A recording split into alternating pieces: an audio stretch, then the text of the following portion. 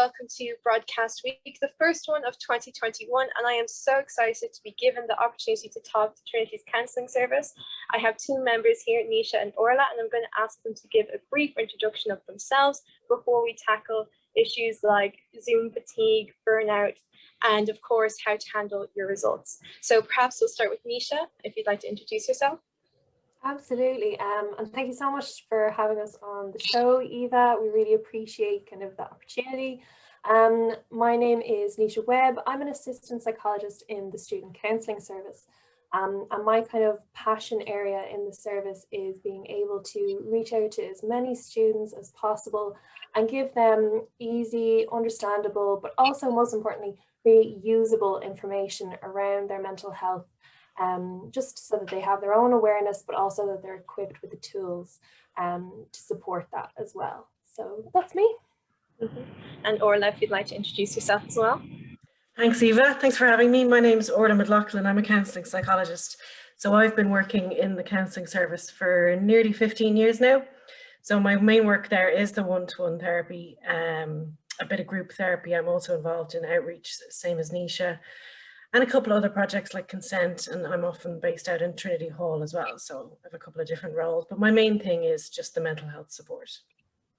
And so really we've noticed there's been quite an uptake really when it came to the mental health services. There's a few Trinity News and University Times articles about how the subscription lists are quite long.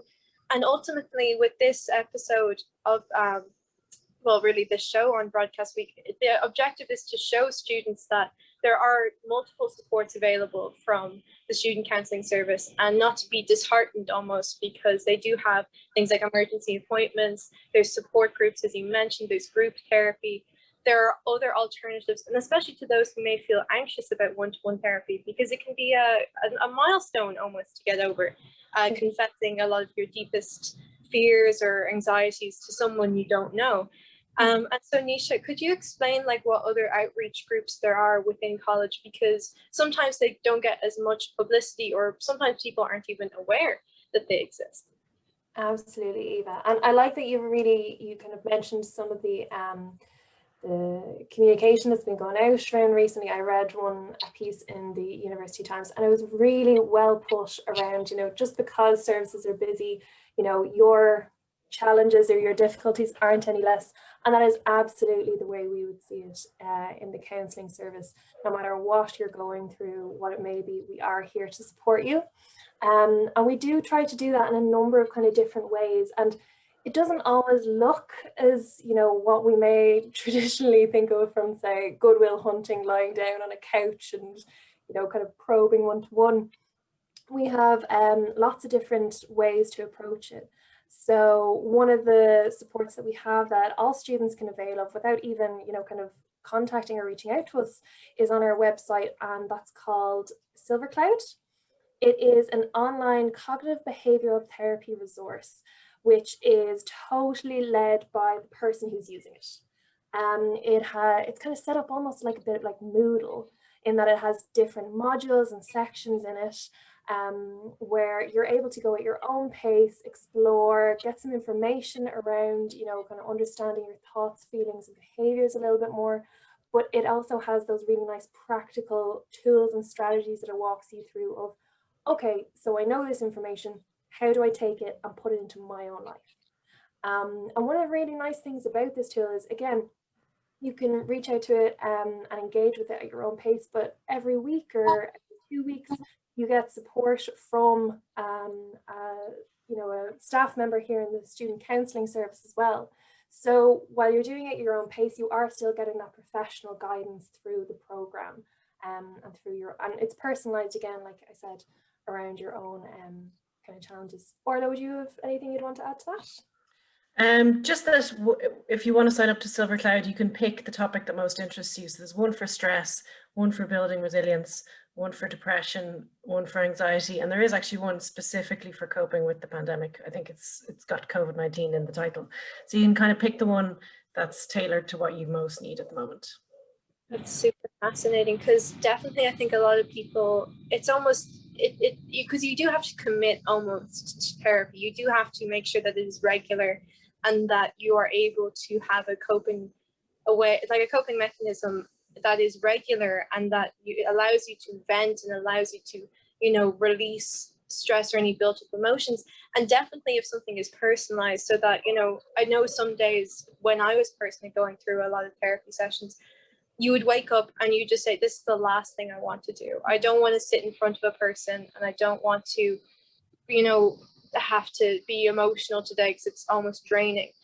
And to have a personalized service where you get to go, where you can take a step back and almost be like, oh, you know, this is a lot for me today. Or if you're going through something other than, you know, the module topic, like if you're going through a bereavement or disappointment, or there's an essay deadline, at least you can kind of take that step back without feeling almost guilty. And really, I think guilt is a massive feeling a lot of students have been dealing with, especially when it comes to going to places like your local GP.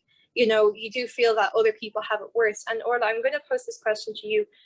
What do you think is sound advice to students who may feel guilty about reaching out for help because they may feel other students have it worse, or that their problems aren't big enough? How would you encourage them to, you know, send that first email to the counselling service, or just, you know, start making their journey towards better coping mechanisms? It's a great question, because it's something we hear so often. You know, people will almost start by dismissing, it's probably not that big a deal. You probably, you know, I shouldn't take up a slot, you know, and it's never true. You know, if somebody has, like you said, Eve, I think it's a really big step to contact a counselling service. And I'll often ask that the first time I meet someone, was this a big deal for you to make this contact? The answer is often yes. So we don't usually take those decisions very lightly. And if there's something that's just upsetting you or confusing you or causing you stress, that you just need somebody else's help, you're just not managing it well enough on your own, and you feel like it would help to talk to somebody, that's enough of a threshold that we are absolutely the right service for you. And the way it's set up as well is that your first session isn't a therapy session. So your first session is to figure out, is it therapy I need? Is it group what I need? Is online what I need? Is it a different service? Is it the occupational therapy service, disability service? Is it student learning? You know, we'll help you figure that out. You don't need to know when you first contact us. So I think that's really important, that the first contact is a toe in the water. It's just, you know, let's just see what might help me. And some people, the first session is actually all they need, but most people, they've made the right call. People are good judges of knowing that they need a little bit extra help, and often they're right. So once we talk to them, we can kind of, you know, validate that hopefully for them, that, you know, you've done the right thing by contacting us. And I think the pandemic has heightened a lot of that who has it worse kind of thinking, because although, you know, people used to say we're all in the same boat, now we've started saying we're all in the same storm, but we're all in different boats, which is much more accurate. But it can still make you think, well, you know, I'm healthy and I don't have an underlying condition, and, you know, I'm living home and home's okay, so maybe I don't deserve the support because other people are in a completely different circumstance. And that is true. And I think it's really important to acknowledge that this pandemic is not hitting everybody the same way. Absolutely not. But it can heighten that sense of there's a hierarchy and am I entitled to support? But absolutely, if you're struggling in any way, that's enough. You are entitled to support. Exactly. And so when it comes to perhaps the waiting lists for the one-to-one therapy sessions, could you talk about what group therapy or the support groups are like, just to get students an idea? Because I know even when it comes to things like society events, joining a Zoom call or any form of online meeting with people you don't know is something that's really intimidating. And it's almost more intimidating than walking into a room of people you don't know, because there are no social cues. There isn't really a set etiquette for how to behave in a meeting. So if you could just outline what they're kind of like, to get people who may be interested a bit more confidence with approaching them. Absolutely. I'll jump in here if that's okay, guys. Just because one of the groups on the weekly Wednesday group is one that I co-facilitate with one of my colleagues in the service. So I can talk through that as well. Just off the top of my head to mention, like, we have such a variety of groups within the service, so they are all different in their own ways, and they cater towards, you know, different concerns or, you know, whatever is going on for people. So we have grad chats for post-grad students. We have an international group for international students. So we do try to tailor, you know, to the students' needs as well. But just to give you a little, I suppose, a flavour of what happens in the group. So I co-facilitate the weekly Wednesday process group, and that's a bit of a vague one, but it's purposefully, you know, quite all-encompassing because people can have so much going on, and that changes week to week. So we would have a nice set core group. We would have no more than 12 in our Zoom chat. Everybody joins at 1 o'clock on a Wednesday. You'll be there with myself and my co-facilitator. We actually open the group by doing a high and a low. And what that is, we kind of talk about what's been the high of our past week and what's been a low of our past week. And everybody in the group would also share a high and a low. And again, it's up to each individual, you know, what they choose to share. And then what we do from that is, you know, based on the highs or based on the lows, that kind of gives us a bit of a framework around what we'll chat around. We open up the floor if there's anybody in the group who feels like there's something really pressing that they'd like to a bit of support from the other students on, or maybe just to kind of gently dig a little bit deeper into.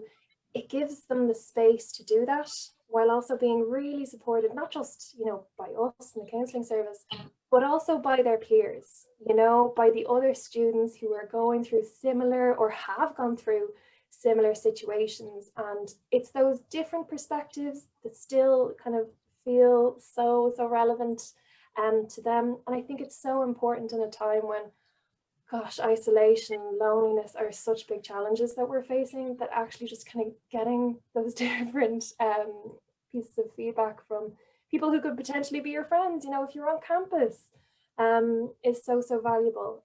So that would be kind of the majority of our group, and we'd chat through and process that. There's no set topic, it's brought by the students themselves. And what we like to do then as we finish up our weekly process group is we'll kind of set a goal, I suppose you could call it, for the coming week, something that we promise to the group that we will try to, you know, kind of work towards or build on. Just a little example. It doesn't have to be anything big or small or particularly, you know, strenuous. My goal from last week's group was to commit to trimming down my tree outside in the garden. So it's really such a variety. It changes every week, and all students are welcome to that group. So I hope that kind of gives a bit of a sense into, you know, hopefully a welcoming atmosphere for students, you know, to kind of begin to explore for themselves. Yeah, 110%. I definitely identify with the trying to set a goal for each week, because I think a lot of the time, because our routines are so disrupted, that we often forget about the small things that we should be doing. I am a devil for just leaving laundry and letting it build up. And then especially if I slip into, like, not a bad space, but definitely a more emotional space where I need to take time to myself and indulge in, you know, what I interpret as self-care. It's very easy to let things outside build up, maybe a workload or cleaning or anything. There's things that sometimes are just too much to manage, and especially with the news that Ireland will apparently be in lockdown until around the start of May. Could you both recommend, in a way, ways for people to manage their day-to-day stress or day-to-day, you know, anxieties? Because I feel like a lot of people have developed small stresses and anxieties about, you know, even going outside during a pandemic can be especially debilitating. How would you recommend to students to not only keep their workload on track, but also just to manage day-to-day stress and anxiety? Whoever wants to go first. I'll jump in first, and you can come in after, Nisha, because I think Nisha will have great ideas as well. I think the thing about the pandemic and the past year, like, first of all, none of us really believed a year ago that it would be a year. So we've been going through something that's almost not possible to cope with, and yet we've been coping with it for a year. And I think some of the hardest things about it, the isolation we've already mentioned, but the lack of control and the lack of autonomy and the lack of agency, where it's like you're saying, we think it's May, we don't know. There's all this mixed messaging and just a real uncertainty of when this is over, how will it be over, when will I be safe, who's safe. So all the, and the lack of control, I cannot do what I want to do when I want to do it, because I'm not allowed. So those things, as humans, we're just not very good at coping with those kind of circumstances. So it is really important that we find really small, really simple ways to create a sense of routine, structure, and control, because it's not coming from outside as well as before. Some of that will come from college, but I think it's hard. Even the college stuff is hard because some people don't have that many live lectures, and when you've lots of recorded lectures, it can just feel like they're just building up there. There's no specific time you need to watch them. So that's, again, leaving it up to ourselves to create the self-imposed routine and structure, which is hard, but it is really important. And it can just be really simple things about doing the same thing at the same time each day. And when that feels overwhelming, when that feels out of reach and that feels too much, you just got to pare it back. You know, you can't have, you can't create a timetable for yourself with 18 things in it when you are finding it hard to brush your teeth. You have to scale it back so that it's like small, achievable things, and they have to have an outcome that means something to you. So it can't be, I have 6 loads of laundry, I need to do them because I should and because I feel bad about myself because I didn't do it. That's not a meaningful enough outcome. It has to be because I need that place cleared so that I can do something else. You know, otherwise, who cares? Just take your clean laundry from the clean laundry pile that you haven't put away. That's fine. So it has to be a meaningful thing that that you can work towards with a bit of purpose. So like purpose, routine, structure, they're all so important. They're so difficult. And I'm going to keep reiterating how difficult this is because, like, I'm a psychologist. I haven't nailed this. I'm not unscathed going through this process. You know, my colleagues were all, you know, people are showing signs of burnout. We haven't figured this out. We just have these kind of small ways to try and kind of make a dent in how difficult this is. So yeah, just scale it back. And when you're having a better day and when you're feeling a little bit more energetic and you've had a good sleep, then scale it up a bit. Then say, okay, I could do 4 things today, or I could get this off my list. But to make sure you're picking goals that have meaning for you and that are achievable.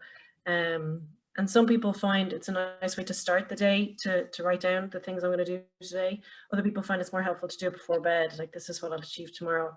But to pitch it right, you don't want to pitch it so you're going to just set yourself up for disappointment. Neither do you want to pitch it so low that it's not going to push you. You would have done that stuff anyway. So just really simple stuff like that to manage your routine. And I would say it is important. Like if you're managing fine and you're up all night and sleep all day and that's working for you, great. I think for most people that doesn't work very well. So I would prioritize sleep, and I would prioritize sleep at the right times, because you don't want to end up reversing your day, which is really easy to do. Stay up all night, sleep all day, because not only are you out of sync with the rest of the world, but it's also going to make it very hard to re-enter when things start going back to normal. It's such a big reversal to try and make.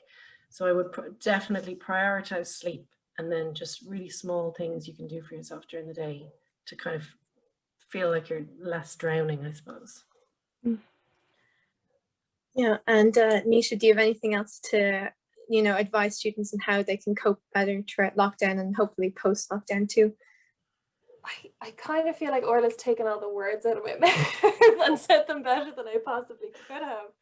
But really, I would probably double down on what Orla's saying, you know, in that we have come up on the 1 year. We're coming up on that 1 year kind of anniversary. I don't know how we'll be celebrating that kind of a birthday. But, you know, we have survived thus far. Mm-hmm. We will continue to survive, and it is about kind of how we do that, you know, and if it has to look different, if you're recognizing, you know, your reactions now are very different to how they were, you know, back in the first lockdown or even the second, that's okay. That's perfectly normal, because that's, you know, growth, and that's learning, and that's developing, and that's adapting. I think the main piece that I would add is to, when you are building those kind of habits in, and you are setting those goals, and again, building on what Orla was saying, just showing yourself some kindness and some wiggle room, I kind of would see it as. So if you aren't managing to tick off everything on your list, not to be berating yourself or knocking yourself down, because I think sometimes with our own kind of, you know, critical voice in our head, you know, when we feel like we haven't necessarily achieved, air quotes, it can almost demotivate us further or knock us down further, and that isn't helpful.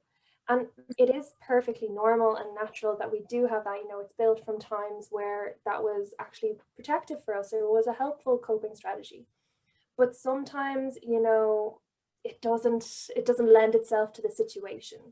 And if we think about when we speak to ourselves in those really tough times, if we look at, you know, what we want to achieve from it, it's not moving us forward. Sometimes it can stick us, you know, into the moment. So a practical tip on that, I would just say, is if you're finding yourself having that bad day, knocking yourself back instead of kind of building forward, just maybe think about, you know, how do you feel when you say that to yourself, or kind of hear those thoughts? And again, thinking of the cost of it, maybe you end up spending longer in bed, you're giving up, or, you know, not connecting with people. You know, if you were to let go of that, or think to yourself, I wouldn't say it to a friend, why am I saying to myself? What would be the difference then? And I think that would be maybe a practical strategy, just to add to Orla's wonderful list. Yeah, and I suppose all of this does tie inexplicably within burnout and motivation, and how to even manage. I think a lot of the time, unfortunately, a lot of students feel that the workload just feels so different because you don't have the regular schedule of going to the library, or the same resources they're not really available. I know myself as a history student, trying to, you know, stay focused and read all these books on a screen all day feels at times impossible. And I was wondering if either of you have any tips. I know they relate a lot to what we just talked about, but definitely coping with burnout and, you know, staying motivated and staying on track to get the grades that people desire. How can students really just kind of pick themselves up and prevent, you know, the build-up of pre-recorded lectures, as Orla mentioned, or just, you know, making sure that they don't start skipping on like live lectures, because a lot of the time it's like, oh, what's the point? Because it's, you know, it's just really hard to adhere to your college schedule, because it's like, well, it's all online, like it doesn't matter to me. You know, how do students reinsert, you know, that urgency and the fact that it does matter back into their life? And we'll start with Orla, I guess. Yeah, God, I mean, the temptation to fall into all those traps must be just ever present for students. So, you know, fair dues to everybody. We're kind of constantly battling against those urges to just like, oh, who cares, or no, I'm not going to bother today, because we don't have the external structures to pick us up. You know, it's like we always had the opportunity to skip lectures, but we were meeting somebody, or we were going into town anyway, or we'd all these other things, or, you know, we'd been at the last one with the group, so we'll just follow them to the next one. So we'd all these external structures buoying us up and keeping us involved and connected and engaged. So it's all down to us now. It is so hard. So I suppose I'll talk about one approach to those urges or to feelings we have of like just low energy. I cannot be bothered. I've skipped one, sure, I'll skip another. What's the point? I'll start again tomorrow, start again next week. These are all completely natural urges. So what I would say is, when we feel that way, we often feel very immersed in that thought and in those feelings. It just feels like this is all there is at the moment. It's just, I'm sick of it, I'm fed up, or I feel too depressed, or I'm panicking, or whatever it is. So with any difficult emotion, this is the same technique I would often teach people, is to distance yourself from your reaction by observing it. So remember, it's only a part of you. So if you can watch yourself and be like, and always with the same self-compassion that Nisha was talking about. So not a critical voice going, oh, here I go again, wanting to throw everything out the window. I'm not even able to do this. I should just drop out.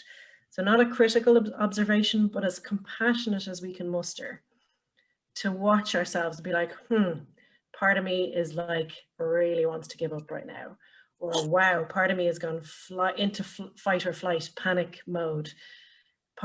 Even just naming it as a part of me, or look at that thought that's here again, or here comes that feeling again. It's just that slight difference of observing it from a distance rather than just being like, I can't do this, I can't be bothered. You're just making that distance of like, I'm noticed part of me has gone to that I can't be bothered place. Just creating that little bit of distance is a really powerful move. It helps us see, okay, there's a part of me that's really struggling here. And if we can look after that part of me and then maybe make a decision, you might be the same decision, but we're trying to get out of reactive mode where it's like, I have a feeling, I have a thought, and I act on it and it's done. We want to get into responsive mode. It's the difference between reacting to our thoughts and feelings and responding to them. So it's almost like trying to be like the kindly parent. If you have a kindly parent, if you don't have a kindly parent, you might want to pick somebody else, somebody from a movie or a nice teacher you had. How would they react to this part of me that's like quaking with fear, or that just wants to throw in the towel, or that's given up? We want to be kind to that part of us and then decide ourselves what we want to do. Because what happens is when we're very panicked, or when we're, you know, overwhelmed by a feeling of threat or things going wrong, we do go into fight or flight mode, which does mean from a brain point of view, our kind of creative thinking, our problem solving, our abstract thinking is kind of shut off because it's not needed. When you're in fight or flight mode, all that's needed is direct action to kind of keep you alive. So it'll just be like, run away from the problem, bury your head in the sand. All those things are great fight or flight moves. But the issue is you're not actually at risk at the moment. So you don't want to do those things. But all your problem solving is kind of gone when you're in that mode. So this mindful technique, it is mindfulness, observing yourself, observing your feelings, observing your reactions, you know, compassionately watching what it is you're thinking and feeling, can help to bring that thinking brain back online a bit. And we want to keep our thinking brain back online as much as we can. I mean, we are in fight or flight a lot this past year, that's inevitable, but we want to find ways to soothe, calm ourselves, and then bring that thinking brain back online. And that might be enough. It might be that the problem solving side kicks in, or, you know, the wise mind is another way we sometimes call it. The wise mind is like, yeah, this is really hard. God, I do feel the urge to just not do it. But you know what? I also want to do it. So it brings in other parts of you, other thoughts, other feelings, because sometimes we don't see them. We just see the panic mode, or we just see the giving up part. So it's just bringing a bit of flexibility and slowing things down and trying to respond rather than react. I hope that makes sense. Yeah, totally. Like fear is blinding almost. And I think that if you're really, you know, afraid of, particularly, I'm personally really afraid of failure, and to the point where I start to ignore the coursework to do with an exam or a test because I'm like, I can't handle it. I can't handle even the thought of not understanding the material, and that'll make me think of failure more. So you're definitely right, where you have to kind of like take yourself out of the situation and almost like, you know, really rationalize with how you should be treating yourself, rather than, you know, I think a lot of people either they just ignore it till it's too late and then the stress is even worse, or they try to rush through the work in like 1 or 2 days, and then they just, you know, it's increased panic almost. And Nisha, do you have anything else to contribute to that? Yeah, I think it's really important to recognize how that threat does hit people differently. You know, it can absolutely bring out this kind of avoidance feeling, but for some people, it might actually be motivating as well in its own way. In that, you know, if you're really focused on the threat of, say, exams, that might keep you going and say, oh, I'm going to study, I'm going to put in so many more hours, I'm going to do all this. If I don't pass these exams, you know, I'll be devastated. And, you know, for some people, they can see that as, you know, keeping them going, keeping them on track and staying on track and with their motivation. But while it's a short-term reprieve and it might achieve the desired goal, in terms of the long-term support and that burnout feeling that you spoke to earlier, Eva, it can have really, really devastating consequences. So kind of coming to what Orla was saying around how we're missing those external reinforcers almost of like meeting up with friends and going to the lectures and, you know, getting that positive feedback, you know, of the day-to-day routine. It can be just as helpful to look at what is, you know, actually driving you. What is the kind of internal motivation that you have for being here? I think you asked a really good question there, Eva, you know, that students might have on their minds like, oh, what is the point? That's a fabulous question. You know, what is the point? You know, what is motivating you for this course, for these lectures? Is it a long-term goal of that you want to one day achieve? Is it a personal interest? Is it curiosity? What is the kind of internal, you know, kind of reward for you that you're kind of seeking, that intrinsic motivation? And sometimes if we can tap into that, it can be just as good of, you know, a motivator to push us forward. And then also, these are two tips that I have actually stolen from Orla in the past. When you do have items on your task list that, you know, you've found, okay, no, I really do like this course because I want to achieve, I want to become a teacher, a doctor, a dentist, what have you. For actually sitting down and looking at the to-do list, we have the 2-minute trick. If there's something on your to-do list that is less than 2 minutes, knock it off. Try and get it done as soon as possible. If it's something small, you know, maybe just downloading the lecture notes, it's something off. If it's emptying the dishwasher, just saying, okay, 2-minute rule, I'm going to get that done. Yeah, 110%, definitely. I always feel more accomplished when I've managed to do something like literally download my lecture notes and have them on my laptop. So at least, like, if I am having like a sudden cramming study session, I have all my material prepared. There is that saying when my Irish teacher used to always say it like that, a good start is half the work. And even, you know, sitting down, I've made it kind of like part of my routine before term starts, where I go through all my notes from last term, see if they'll be relevant for this term.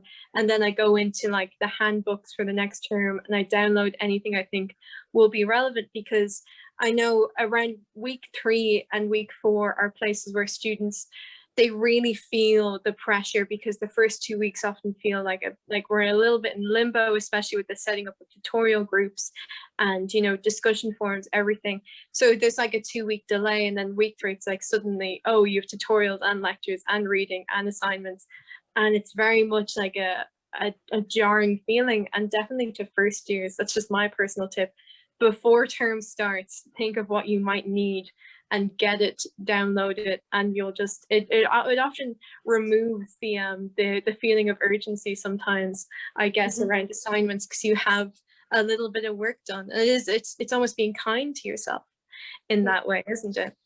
Absolutely. And actually, just to kind of build on, I think that's a really nice, very proactive approach to kind of feeling productive before things even kick off.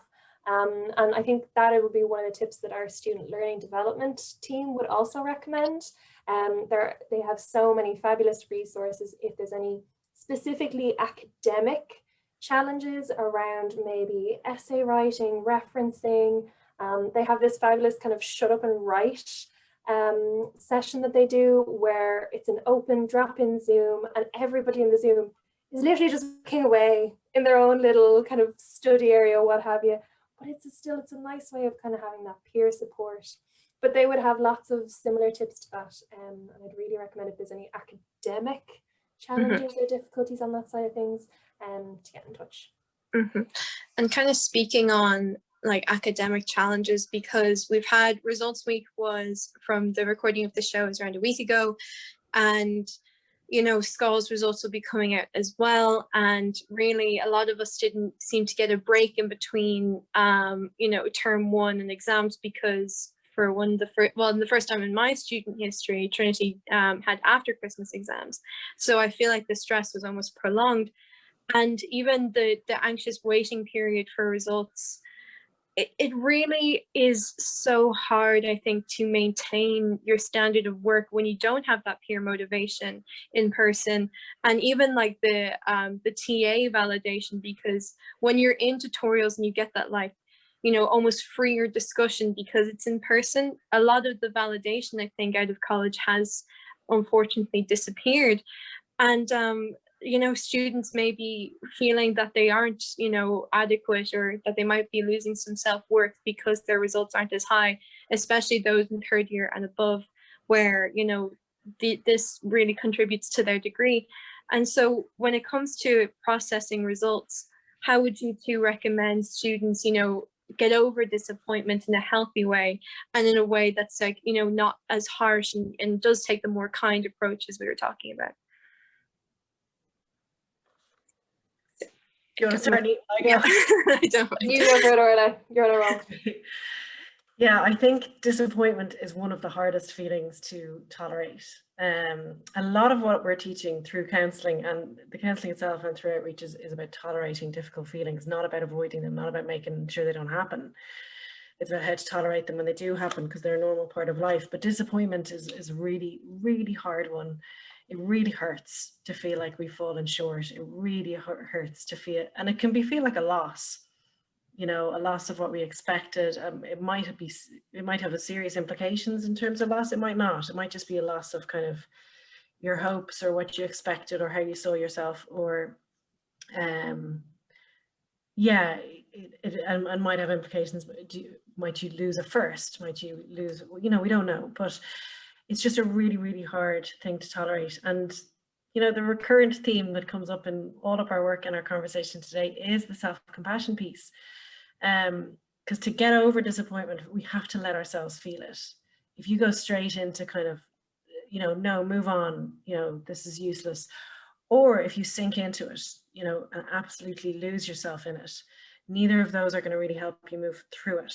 So we do want to move through it by letting ourselves feel it. And again, with that compassion, noticing how much it hurts, noticing the thoughts you're having, but not getting sucked into them, not necessarily believing that they're true, but just noticing the impact it's having, that you didn't hit the mark that you wanted to. And really being fully accepting of your reaction. But again, observing it, you're not going to, we don't want you kind of totally disappearing into that sadness or into that disappointment, into that grief. We want you to feel it and let yourself feel it. And the more you let yourself, rather than fighting it, the more it will naturally pass with time. But it is difficult, and it is like, it's also our ability to cope with difficult things does depend on kind of how resilient we're feeling. So if you've had no break, if you've had just constant depletion of your kind of feeling like you can cope with things, it's going to hit you harder. So you got to kind of up your self-care, even though you might feel like you deserve it less. It's like, no, I need to resource myself because everything's been depleting. I need to kind of put stuff back in to my tanks to get through this. So that can be taking a break, even if you feel like, how can I take a break? You might absolutely need one if you're heading for burnout. It can be kind of pulling in the support of your friends, and I think the support of each other is something we probably should talk about as well, because I think it's so essential. And when we're feeling bad, when we're feeling disappointed, when we're feeling ashamed, we can pull back from that a bit because we don't feel good. And when you don't feel good, you kind of want to just disappear a little bit. So it can be pushing ourselves to reconnect with that, and then just to make sure that the way we're thinking about our result, try and keep it specific. So instead of it being, I didn't do as well in this exam as I expected, suddenly our thoughts can go to, I'm a failure and I don't deserve to be here. And that is too much. That is not earned by what actually happened. You do not deserve to talk to yourself that way. So keep it really specific. This exam was a disappointing result. That's it. Don't make it into who I am, what I'm capable of, my worth as a person, my worth as an academic, my worth as a student. It is just this one result. And then also remember, we should not be holding ourselves to pre-pandemic expectations or standards. We shouldn't be holding ourselves to pre-pandemic standards, which can be really hard because it can almost feel like, well, I have no excuse now. I should be doing better. There's more time. All the lectures are there, you know. Before it might be you missed it, you got the notes, but you didn't get to see the lecture. Now they're all there. There's no excuses. But that's disregarding the fact that we're living through a collective trauma and we're just surviving. We're in survival mode. So although that can be a really hard pill to swallow, if this is your final year, if this is your third year, that's probably not that helpful to hear. It's like, well, it's the only third year I have. It's the only final year I have. But yet it's true. This is one of the hardest years, I hope, you'll be managing. So we can't hold ourselves to the same standards as if we weren't living through a pandemic, you know. Even though some students, and it's really hard to see, other people in your class might be thriving in this circumstance for whatever reason. This suits them and they can knock it out of the park. Good for them. Isn't that brilliant? But for the rest of us who are crawling through this, we have to really be gentle with ourselves about it. Absolutely. Kind of as far as I'm concerned, anything after March of last year, 2020, is an achievement. And I think, I don't know if this is an Irish kind of cultural thing or what have you, but we find it as a nation, I think, very difficult to give ourselves the kudos or the pat on the back where we definitely deserve it, but we don't always see it. Sometimes if we feel like something bad is happening, it commands all of our attention, and we focus and hone in on it straight away. And sometimes it's overwhelming and all-consuming, which is that really uncomfortable feeling to sit with. But we don't always notice, you know, the achievements or the good things are happening, because sometimes they happen slowly or over time or gradually. So again, this is a once in a lifetime kind of worldwide event that we're living through with this pandemic. Anything from March is an achievement. Getting through and coping and surviving is really, and particularly for first years who this is kind of what they know, and with those expectations of what it should be or what it isn't, that is really hard to sit with. Absolutely. You know, the college experience and what is that shaping up to be? It is really hard. But I think being proud of not necessarily the outcome, but the effort. If there's any kind of space, being compassionate for yourself, if you're able to focus on, look, I studied really hard for this, or, you know, I worked really hard for this SCOLS, and I'm proud of that work that I put in. You know, it was a lot of all-nighters maybe, or what have you, or I really came to grips with this really difficult subject, and recognizing that and giving yourself the space to be proud of that and the work that you put in. Yeah, because definitely. Sorry. I just want to add to what Nisha said there about noticing. I think that's a really good point, that even in normal circumstances, our brains are kind of primed to look for the negative, to look for threat, to look for the things that might go wrong. A lot of it happens subconsciously, and that's great, we're not aware of it. But once you're into more difficult and more stressful circumstances, that tendency is exaggerated. So you're absolutely even more likely to look for things that you did wrong, look for mistakes, look for what might be about to go wrong. And that's a really stressful position to live in, that kind of hypervigilance of where's the next threat coming from, where are the problems.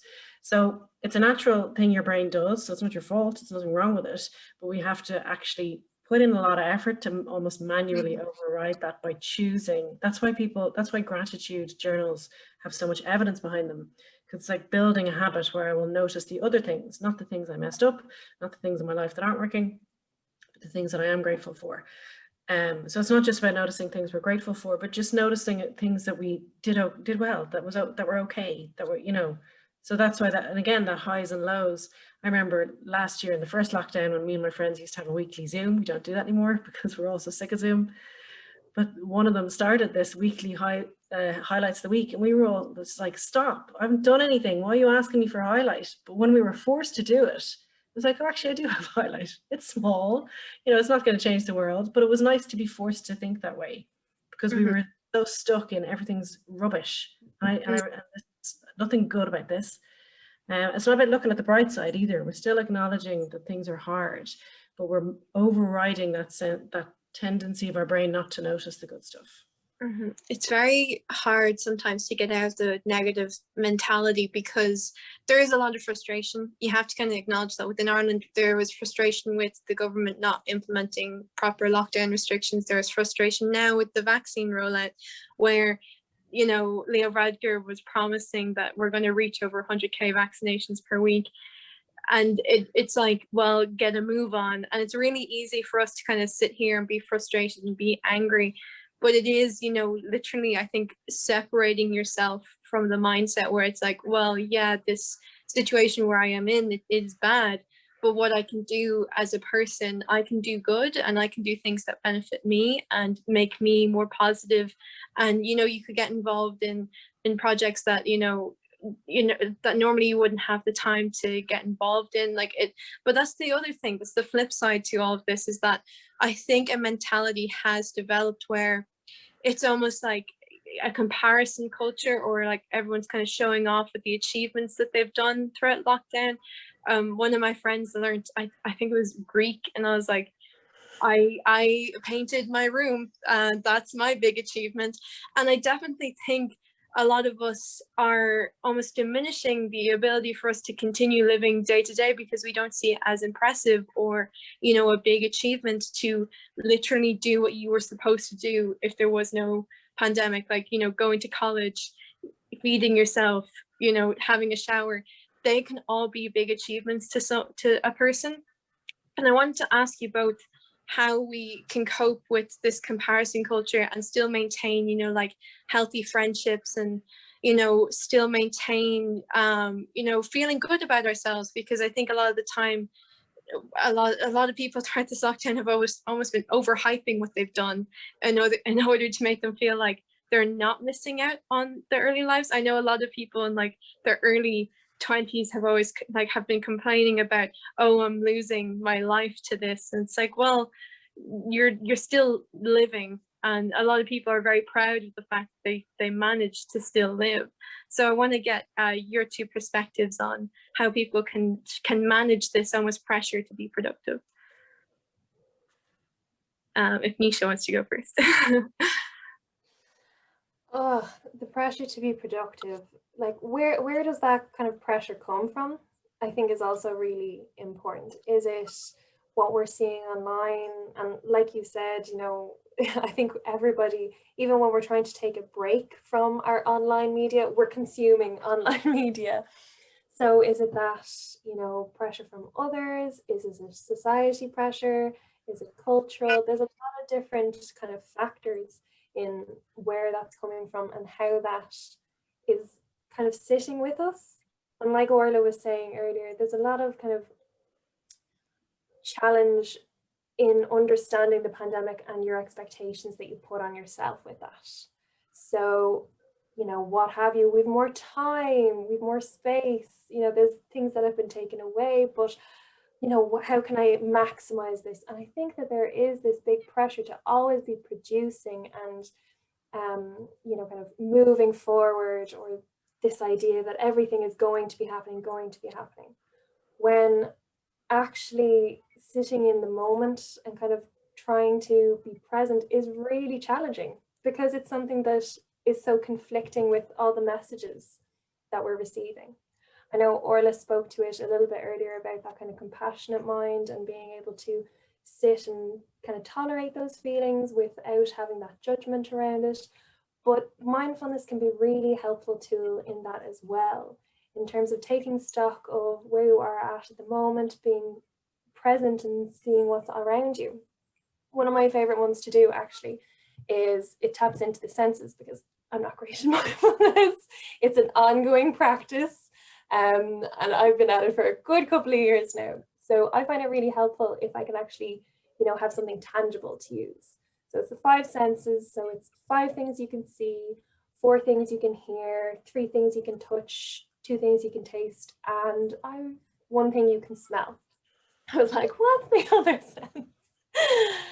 So that actually is one technique that I use that really helps me kind of when I'm, you know, thinking about the future, or, you know, over planning or prepping or what have you, that actually helps me to ground in the moment and really helps to regulate me when those thoughts are really, really racing.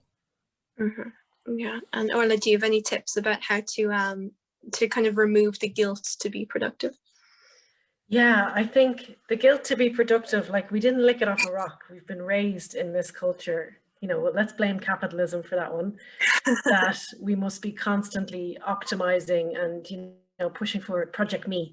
And there's a whole lot of that going on in the pandemic. And my whole social media was people having their side hustles and monetizing their hobbies. And it's like, God, please, can no one just have a hobby that they don't have to make money from or succeed at, that is just fun? So I do think curating your social media is really important. And I know this, and I've done it on Instagram.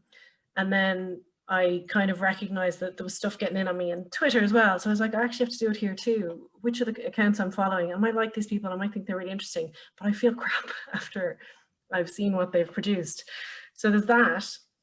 I also think that because all of these things are coming from outside, I think the past year is a lovely opportunity, and we might not get to do it now because, as I said, we're in fight or flight mode. Let's not ask too much of ourselves. But it is a nice opportunity to take stock a little bit about our values, because I think the last year has challenged a lot of them and has shifted priorities for people. But to notice that we have to check in, because otherwise we'll be taking them in from other people. So it is worth thinking, okay, since this all happened last March, what used to be really important to me that I'm holding a little bit more lightly, or just I'm not quite sure why anymore. And maybe I don't want to go back to that when life goes back to normal. Or it could be, you know, what has really risen in importance, and I'm recognizing how important it is. And maybe I wasn't prioritizing it enough before. And that has to be a kind of an internal search, because there's too much influence from other people's priorities. And I don't want to kind of disparage people who have been really productive over this time, that, you know, they're making other people feel bad, or that it's fake or anything like that. I think it's wonderful if people have found that to be a really good support to them, if they've written their novel, if they've learned a new language, if they've learned a new musical instrument. That's brilliant. And if people want to do that, that's great. But I don't want people to feel like they should, or that they have to, or that it's a measure of their worth. Because this idea of measuring our worth by our output or our productivity is so ingrained in us that we almost don't stop to challenge it, that actually our worth is there already in our humanity. We don't have to be producing something of worth to the world. It's great that people do, and I hope people will continue to do so, but it's not an obligation. You know, so to just check back in with yourself about what's important to you, what you want to prioritize more, what you want to prioritize less. We'll never have a chance like this again to reflect quite so much on how our society works, how our communities work, how our families work, all that stuff. And it could be a nice opportunity to think a little differently. Yeah, exactly. And just kind of touching on, you know, what matters to us, because I've noticed that a lot of communication throughout lockdown has been skewed. It's very hard for people to maintain friendships and almost know when and what is appropriate to, you know, like check in with someone, what to say, you know, how to maintain a supportive friendship that doesn't turn anyway toxic and, you know, is beneficial for both participants. And really, to wrap up this whole episode, I want to ask you both, you know, what is how are we supposed to, you know, maintain these college friendships, which, you know, they kind of were based on the fact that we would see each other every day. How do we maintain healthy communication and stop ourselves from feeling anxious or upset that someone isn't contacting us, and how to manage like almost a disappointment of a friendship maybe falling apart because you're not seeing them every day? And perhaps we'll start with Nisha. Yeah, absolutely. And that certainly taps into what we were talking about earlier, about how sometimes we can rush to the negative, you know, around if we might feel like, oh, I don't want to reach out to that person, I don't want to annoy them, or I sent them a message, they've left me on read, they must be annoyed at me. Sometimes we can get caught in a cycle of really negative thinking. We might be catastrophizing a situation, or it might just feel very black and white. And we don't always, especially when we're kind of cuckooed into a little box or whatever, kind of wherever you may be, it can be really difficult to see the wood through the trees. So with those kind of negative kind of thinking styles, to maybe take stock a little bit, stepping back and thinking, okay, maybe there's a different perspective to this. You know, maybe there's something that I'm not fully aware of. And because sometimes when we're not even challenging those thoughts, they're going automatic. You know, they come naturally, but we can work towards kind of challenging them a little bit. And it can feel a little uncomfortable, and it can feel very vulnerable.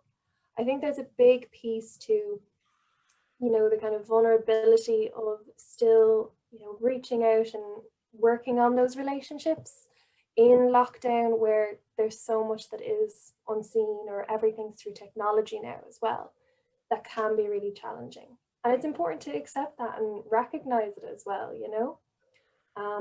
But where you can, do continuously stay in touch with your friends. Not always. I think and I've certainly fallen into this with the girls as well, where we'd kind of send that message out to the group, anyone, you know, any news, anything happening? And, you know, nothing is nothing's going, because it is hard to have news. But having maybe questions like Orla mentioned earlier, like what is everyone's highlight of the week, that are really specific, but also it's a nice open question to open up a conversation and kind of get talking around that. And I feel it's a little less, you know, kind of maybe putting yourself out there, but you're showing you're still interested in keeping those relationships, keeping it alive. Exactly. And Orla, do you have any tips for maintaining healthy friendships? This is coming from an old person who doesn't fully understand exactly the ways that our students are communicating, so I apologize for that. I'm speaking more just from a general kind of the communication and relationships standpoint. But what I am noticing a lot from the students I'm talking to in counselling and on Silver Cloud is a pulling back from leaning on each other a bit, and that does concern me. There's a feeling of I don't want to burden, because like we said, we're all in the same storm. People are struggling, and that sense of like you never know what someone else is going through, which is really true and really important to keep in mind, but not in the sense that would stop you talking to that person, because we absolutely need each other. So I think the reach out message can be a hard one, because people hear that message and they know it's true, but they aren't doing it, and it's too difficult. So I suppose I often think it's more useful to direct the message to the people. If you're having an okay week, if you're feeling a little bit all right, maybe it's your job to check in on anyone you haven't heard in a while. If there's someone in the group chat who's not involved, if there's anybody, or even you don't have to be worried about them, but if you're okay to be the one to reach out, rather than saying if you're struggling, reach out, because people are hearing that message was too hard for a lot of people. I mean, I still hope they will, but I kind of want to put the burden on the rest of us, or put the responsibility on all of us to be checking in, and that sometimes the group chat isn't the place for people who just don't want to talk in that format. So it might be a phone call, or it might be a one-to-one chat, or whatever it might be. But I really hope that people can kind of stay connected in this really imperfect way. And I think a lot of the things we're doing now are like treading water until we can get back to normal, until we can get back to seeing each other. We just want to maintain some sort of connection, and we'll make it better then when we're back in person. We can pick things up, we can find our way again, but we don't want to be so lost when that happens that we can't find our way back. So keep these little threads of connection, of just a little check-in with people as often as we can. Yeah, because we absolutely need this. And the other thing I would say is I wish that we could collectively take the pressure off each other, that if somebody's having a rough time, that you need to somehow have an answer for them. You do not have to have an answer for them. You do not have to have advice, really good tips. You know, you don't have to have we're not all trained psychologists. Exactly. So it's very much, I think there's almost an expectation sometimes where you feel the burden to be like where you have the answers for everything. And like, I find that often the best therapy among friends is literally just chatting over the phone, because we don't get that same like one-to-one experience for an hour or so. And I do think, like, you know, offering to just be on the phone with someone and you both drink a cup of tea can be therapeutic. But definitely, I think, you know, it's another area of guilt where people need to realize you won't always be, you know, the Superman in a situation. Like, you do have to realize that, you know, not all problems are solved with very basic means. Yeah. And I think as well, if you want to reach out to someone and you're really nervous about it and you want to tell someone you're struggling, sometimes it can be helpful to guide them a little bit and say, I don't need you to solve it, but is it okay if I just kind of offload a little bit? I'm having a rough time, but like, I don't need you to fix it.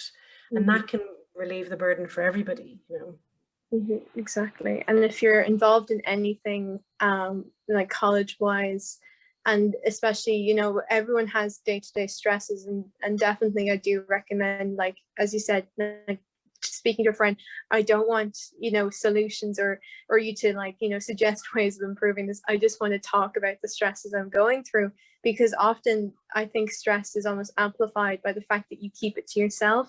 Yes. And the fact that we're not talking to as many people in person as normal.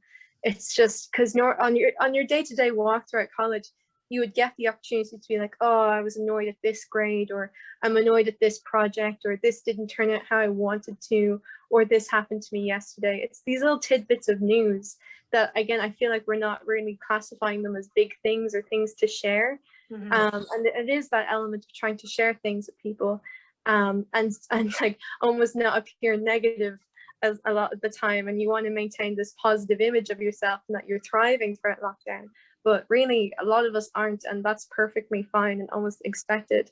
And there's definitely the resources within the Student Counselling Service for all the students to reach out to if they do need help, and if they even feel an inkling of, you know, that they do need help. I do believe that's like the first time where you should at least start looking into these things, because, you know, if you start thinking of you know, this is too much for me to manage, or I wish someone else could identify what I'm going through, or I wish I knew someone who could, you know, get me through this.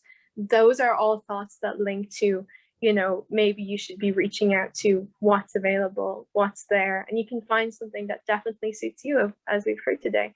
And I want to thank you so much for coming on, because I've learned a lot about the services. I might start checking them out, so don't be surprised if you see my student number.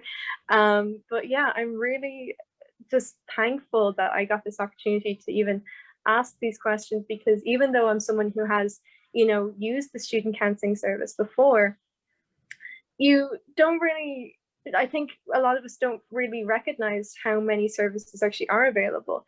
And we do think of the one-to-one counselling service as the one size fits all for, you know, therapy and management of mental health and anxieties and stress. And definitely there's more options, and often these options might be even better, and you might even get more out of these services for sure.